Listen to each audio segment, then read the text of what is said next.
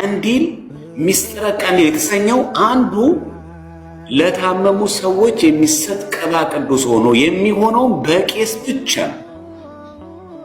ከሰባቱ ምስጢራተ ቤተ ክርስቲያን በዲያቆን እንኳን የሚፈጸም ነገር የለም። እንኳን በሴት እንኳን በወንድ በእኛ ቀርቶ በዲያቆን የሚፈጸም የለም። ምስጢረ ጥምቀት ዲያቆን ማጥመቅ ይችላል።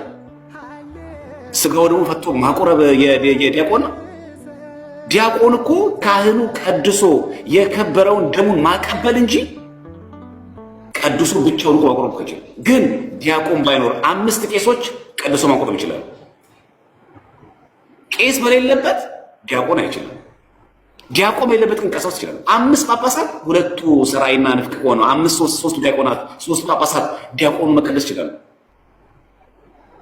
ስለዚህ በምእመን አይደለም በሴት በወንድ የሚፈጸም ቅባ ቅዱስ የሆነ የቀንዲል ስርዓት የለም። ማንም አንዳንዶቻችሁ በማወቅም ከሆነ ፍርዱ ለእናንተ ነው፣ ሳታው ከሆነ ይኸውና ትምህርቱ የንስሐ አባቶቻችንም አናግሩ። የሚፈጽመው ካህን ነው። ኢቭን ካህን እንኳን አንቺ ሴትነትሽ እንደተጠበቀ ሆኖ የታመምሽበትን ቦታ እንኳን በእጁ መንካት አይችልም። ካህን ነው፣ ሰው ነው፣ ይስታል።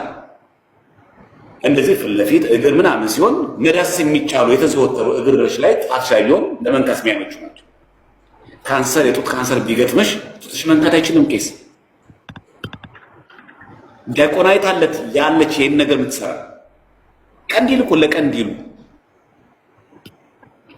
እንጂ ማንም ዲያቆን ነኝ የሚል ማንም መምህር ነኝ የሚል ማንም ምእመን ነኝ የሚል ከቄስ ውጭ እሱንም ንስሐ አባቶች እሱም 7 ቄሶች ጸልየው ማድረግ የማይችሉ ከሆነ የካህን እጥረት ባለበት ቄስ ይፈጽማል።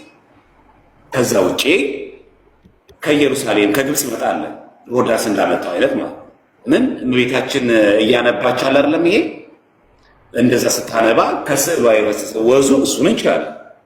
እሱ ማንም ሰው ለበረከት ይችላል። ቅባ ቅዱስ አይደለም እሱ። ከእመቤታችን ስዕል በተአምራት የፈለቀ እንባ ከወዟ ከስዕሏ ወዝ ሲወጣ በካህናት ይሰጣል ይችላል፣ ሊፈቀር ይችላል። እንደውም የግብፅ ኦርቶዶክሶች እንደሚያደርጉት እሱ ካህናቶቹ ለምኑ ያድላሉ።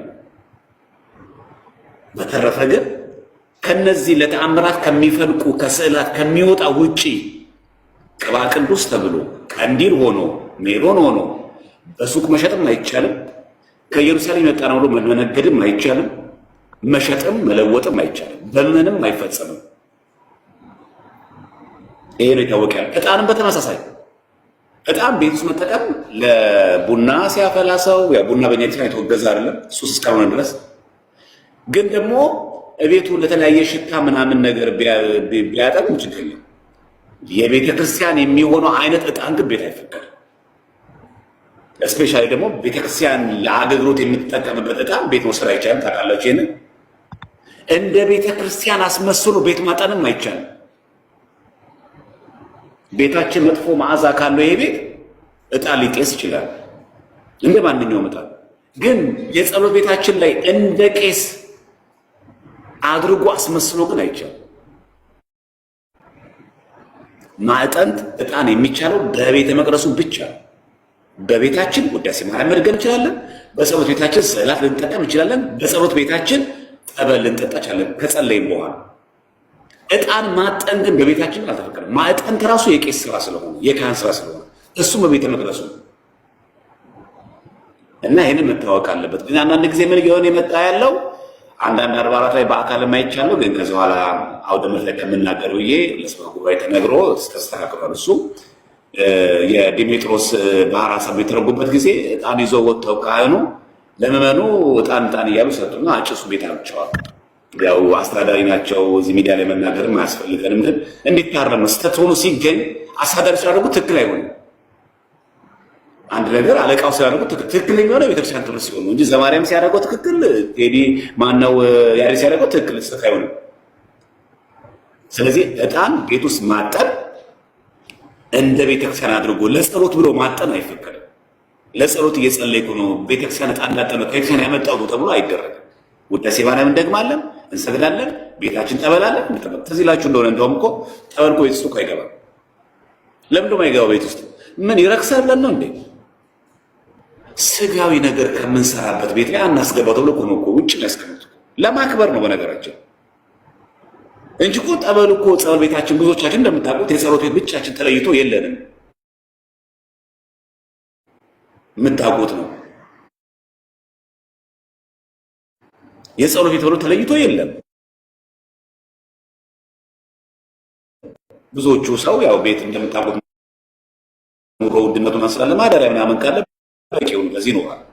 ግን የጸሎት ቤት ተብሎ ተለይቶ ብቻ ስላልተቀመጠልን ጸበል ውጭ ይቀመጣል፣ ሲፈልጉት ይጠቀማሉ።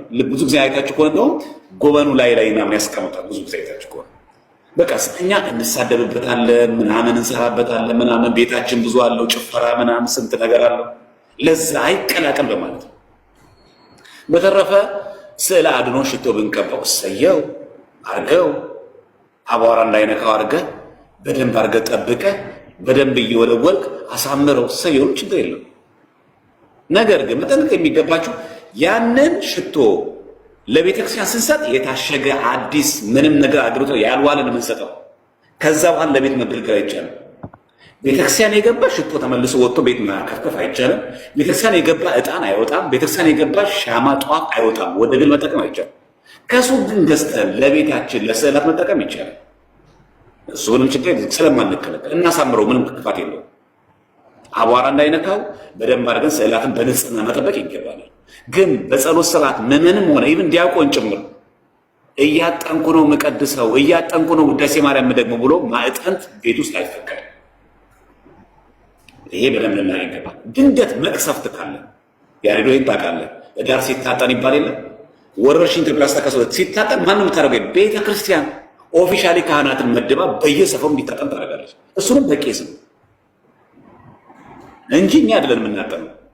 መቅሰፍት ልክ እንደ ኮሮና አይነት ማለት ነው። ወረርሽኝ ሲነሳ ጥቁር አንበሳ ለምሳሌ ሆስፒታል ላሉ ምዕመናን ማዕጠንት ሲያስፈልጋቸው የሚፈጽሙ ማን ነው? በቄስ በዲያቆን ማለት በቄስ ዲያቆን ምንድን ነው ያደርገው? ዕጣን ይዞ ይመጣል። የቤተ መቅደሱ ማን ነው የሚያጠነው? ዕጣን እንኳን ብድግ አድርጎ እሳቱ ላይ የሚያደርገው ጳጳስ ከሌለ አስተዳዳሪው ከሌለ ራሱ ካህኑ እንጂ ከዛች ከሙዳዩ እንኳን ዕጣን ብድግ አድርጎ ወደ ማዕጠንት ማስገባት የስልጣን ክህነት ይጠይቃል። ያው ጳጳስ ነው ይጠይቃል። እየቀደሰ የነበረ ስራዬ ካህን ወደ ጳጳሱ አምጥቶ ነው ከሙዳዩ ዕጣን ወደ ማዕጠንት የሚያስገባው። ብድግ ተመልከቱ። አሁን የቤተ መቅደሱ ነው የምነግራችሁ። የቤታችን እኮ አይደለም፣ የቤተ መቅደሱ አይደለም። ምዕመን ቀርቶ ነው የምላችሁ። ጳጳሱ ናቸው ብድግ አድርገው ዕጣን አድርገው ወደ ማዕጠንት የሚያደርጉት። ጳጳስ ከሌለ አስተዳዳሪ ከሌለ ካህኑ የሚያደርጉት። ዲያቆን እንኳን ከሙዳይ አንስቶ ማዕጠንት ውስጥ ማስገባት አይችልም። ፍም ማድረግ ብቻ ነው የሚያደርገው እሱ። ለዕጣኑም የሆነውን እሳት ከሰል ማቃጠል ነው የዲያቆን ስልጣን።